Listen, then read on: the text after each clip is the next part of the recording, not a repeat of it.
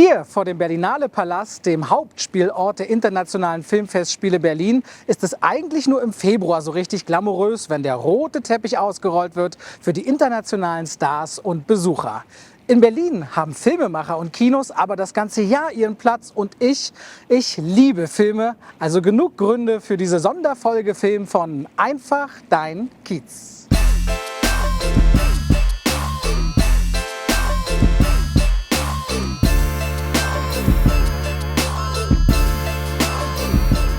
Im Jahr 2023 wurden in Berlin rund 300 Filmprojekte realisiert. Filme, Serien und andere audiovisuelle Produktionen.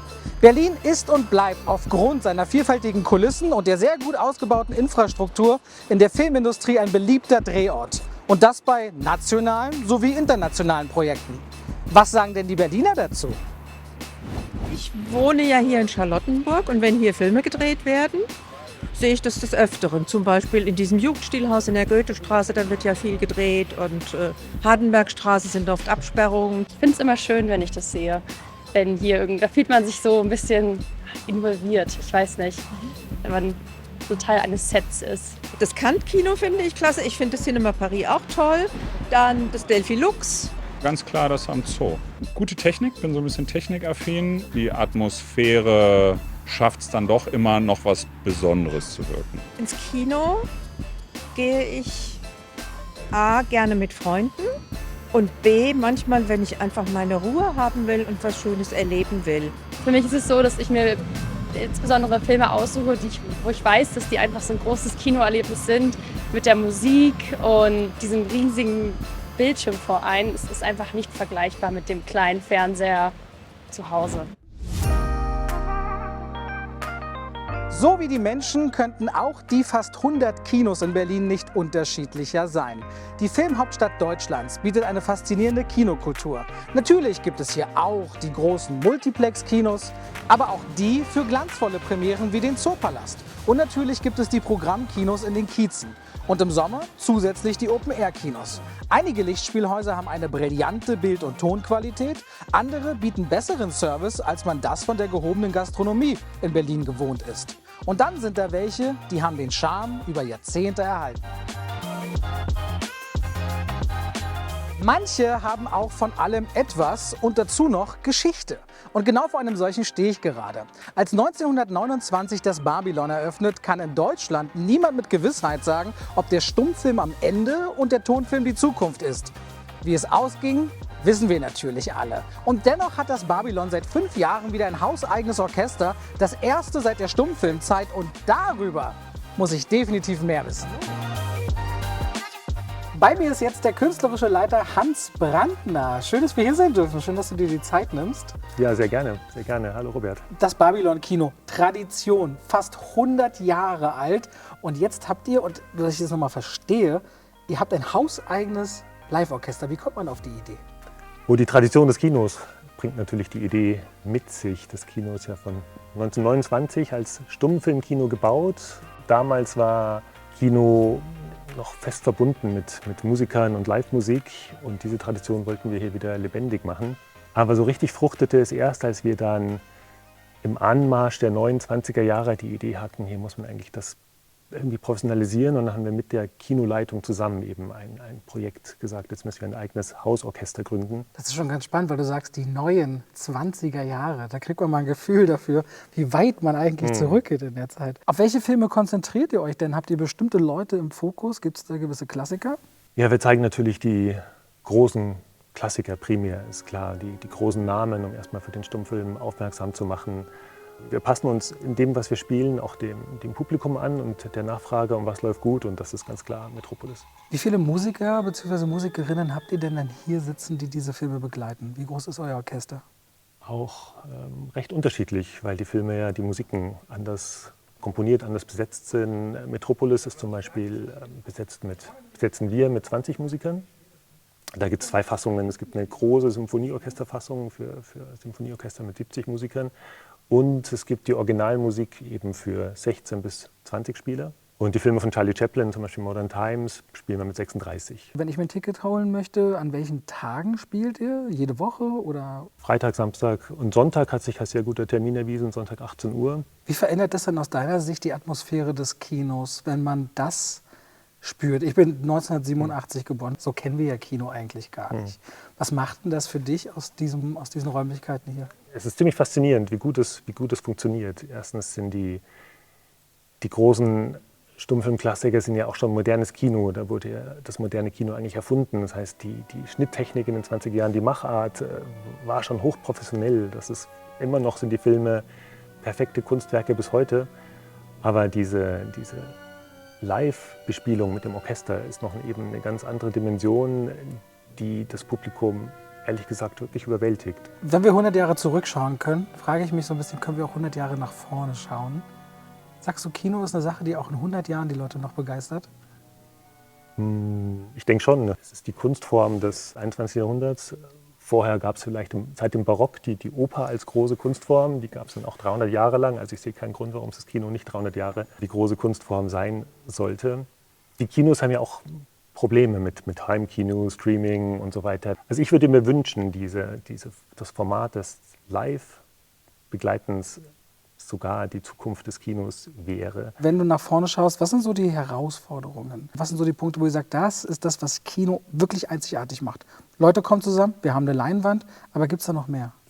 Ja, mehr ist eben diese Live-Musik. Sie haben im Stummfilm eine Partitur. Ja. Jedes Orchester, wie im normalen Orchester, haben wir einen Dirigenten oder eine Dirigentin.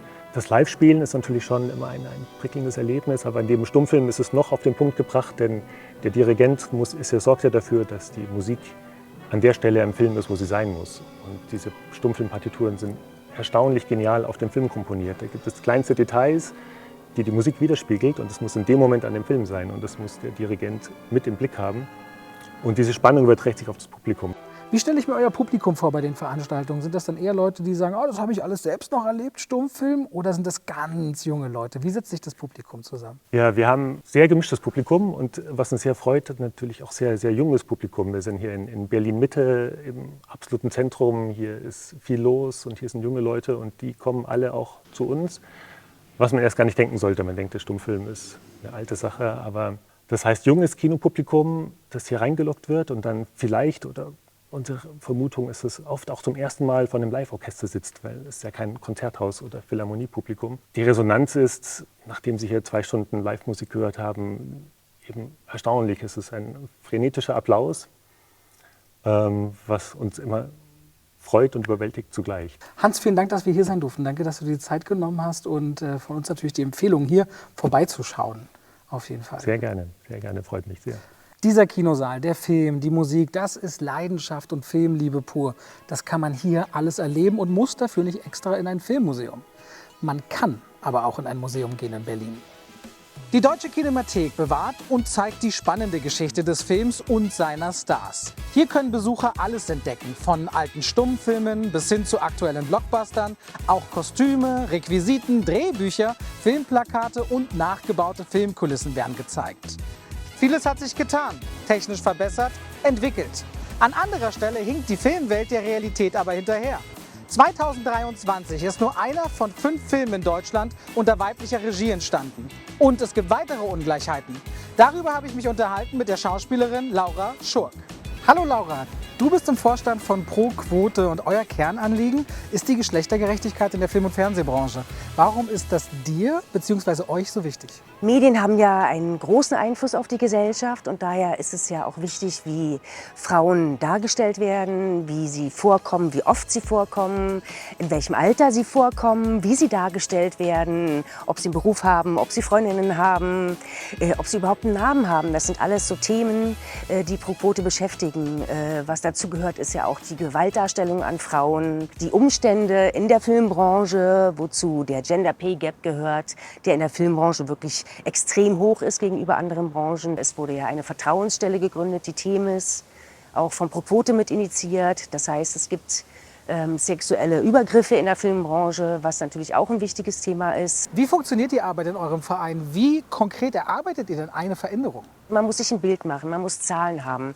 Wie sieht es aus? Wie werden Frauen besetzt? Wie werden die Gelder verteilt? An den Universitäten, wie viele Professuren werden an Frauen vergeben? Das hat ja alles Einfluss, das hat ja alles Vorbildfunktionen. Wir machen Panels, Vorträge, wir haben eine Pitching-Session gemacht, zum Beispiel letztes Jahr in Hamburg, wo wir extra Geschichten über Frauen gebracht haben, die über 67 sind, also ein Alter, was einfach wahnsinnig selten im Fernsehen vorkommt oder sehr klischeebehaftet immer dargestellt wird. Das sind natürlich alles Dinge, die der Gesellschaft nicht mehr entsprechen. Strukturen sind hart und Strukturen können unserer Meinung nur eben leider mit Quoten aufgebrochen werden. Was man aber positiv sehen kann oder ablesen kann in Schweden, in Österreich, da hat das funktioniert. Hast du denn eine konkrete Herzensangelegenheit?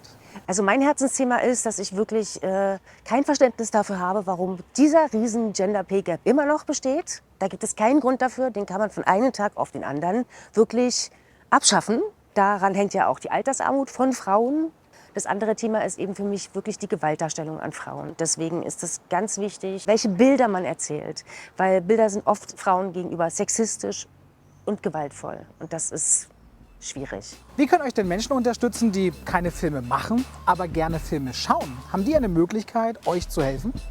Menschen, die nicht in der Filmbranche arbeiten, aber trotzdem dieses Thema oder uns unterstützen möchten, können ja, vielleicht ihr Auge schärfen, auch gerne an die Sender schreiben, aufmerksam machen. Man kann uns auch immer ansprechen. Wir sind auch ein Verein, der ehrenamtlich arbeitet und wir sind ja auch immer im Überlebenskampfmodus. Von daher würden uns Spenden natürlich auch weiterhelfen. Also für unsere Arbeit ist es natürlich auch sehr wichtig, dass sich nicht nur Frauen engagieren, sondern dass Männer auch mitmachen. Es ist wirklich ein Zugewinn an Geschichten, ja, für die ganze Gesellschaft einfach.